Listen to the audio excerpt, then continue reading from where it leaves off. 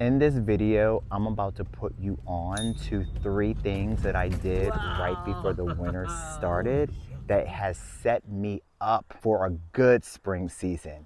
My garden is about to be poppin'. See you in the dirt. All right, if you are anything like me, you got a packed schedule, right? You're busy. And that's exactly why I come here every Sunday to share with you things that I am doing and I'm testing and how I'm moving across my 3 properties. My name is Stefan and this is Root and Roam Life. Thank you so much for stopping through.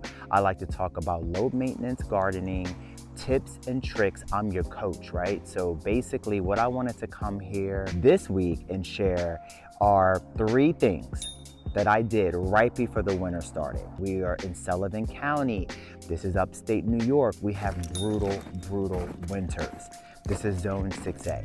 So every season, I really need to be prepared. And in the previous seasons, I wasn't really prepared because I really didn't know.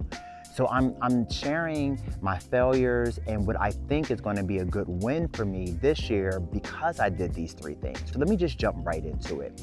Number 1 is watering the conifers deeply before the first frost. And the reason why you want to do that is because giving them a really good drink of water is going to help them from any type of winter burn. This is when those harsh winter winds come through and just tear up your shrubs and your trees. They look crazy, like they become all crispy. So I did that. I mean, on some of the plants, depending on if they were newly planted or if they were quite large, I would soak them for like 30 minutes, you know, steady, like giving them a good drink of water. But again, it depends on how big my conifers were. So anywhere between 10 to 30 minutes, I was really soaking them to set them up for a good winter. Number 2 was mulching. After that, I had to provide my conifers with that 5 to 7 inch donut mulch. Donut mulch ring around each tree. And you know, that's something that I didn't do in the past. Like those are the 2 things. I really wasn't watering them. I didn't really mulch them right before frost, but I was excited that I did that. And then number 3 was protecting them from the winter, right? So these were bags or burlaps that I would put on each conifer around the entire property. I didn't give up how it looked. If I was looking all like bag man all in the front property with like a whole bunch of like green bags around, I really didn't care because I needed to protect my investment. So I don't know if you ever did winter protection, but I do have one product that you should check out. They're very inexpensive. You should check out this video here if you just want to know a little bit more about the winter frost bags and where I got them from, Amazon. But they work. And they were inexpensive, and we like that. As low maintenance gardeners, we need to protect our budget as well. So like, yeah, check that out. Number 2.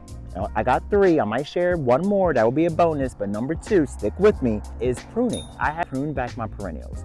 I pruned back my hydrangea and then mating grasses. If you are a low maintenance gardener, you know you need your mating grasses. They are drought tolerant, they perform very well. They do provide the winter interest. Number three, stick with me. What else did you do, Stefan? Oh my God, soil amendment, right?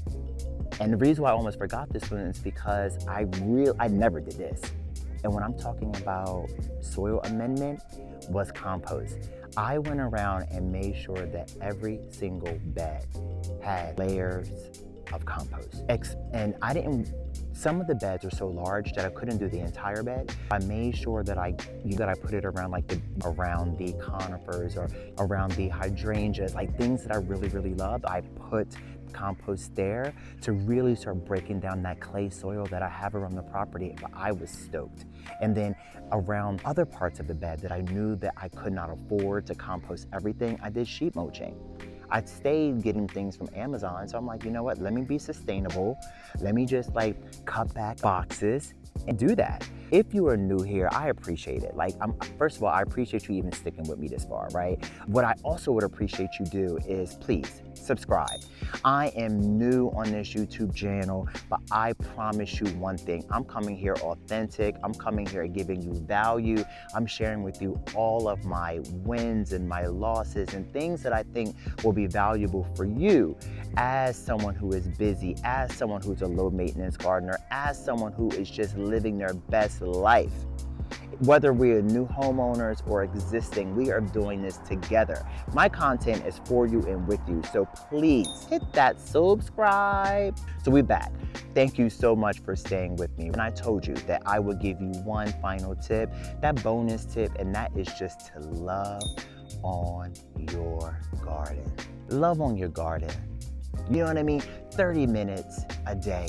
Get outside, prune. Get outside, make sure you fill around, you weed, you mulch, you water, you keep everything organized as low maintenance gardeners. You just make sure that you get out in your garden every day for 30 minutes.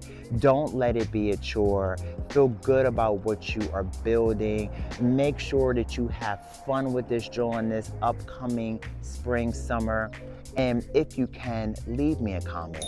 Let me know what project you're working on. Let me know what perennial, conifer, or maiden grass you are thinking about planting this year. As low maintenance gardeners, we need to stick together. We need to talk about our wins, our struggles, and what we can all do to help us get our time back so we can be hanging out with family and friends on our weekends. Because you know what?